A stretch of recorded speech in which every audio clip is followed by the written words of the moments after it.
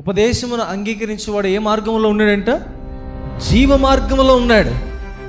గద్దింపునకు లోబడిన వాడు త్రోవ తప్పుతున్నాడు. దేవుడు చెప్పాడు, యోనా నువ్వు వెళ్ళి అక్కడ ప్రకటన చేయాలని చెప్పినప్పుడు దేవుని మాటకు లోబడకుండా త్రోవ తప్పే మరణాన్ని కూడా తెచ్చుకోవడానికి వెళ్తూ ఉన్నాడు.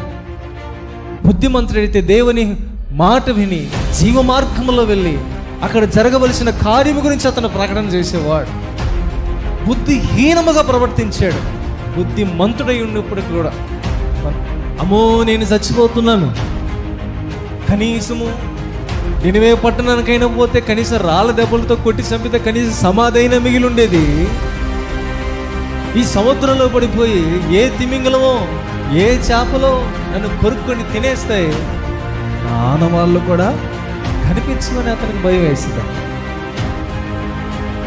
ఎప్పుడైతే అతనికి నీటిలో పడి మునుగుతూ ఉన్నప్పుడు ఇక నేను చనిపోతానన్నప్పుడు అప్పుడు కలిగిందంటే అతనికి బుద్ధి, నువ్వే నాకు దిక్కు,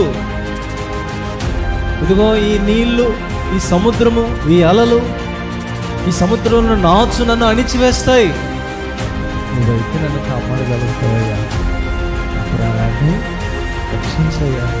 అప్పుడు గమనించాడు, కడుపులో అప్పుడు వచ్చిందంట ఆయనకు బుద్ధి.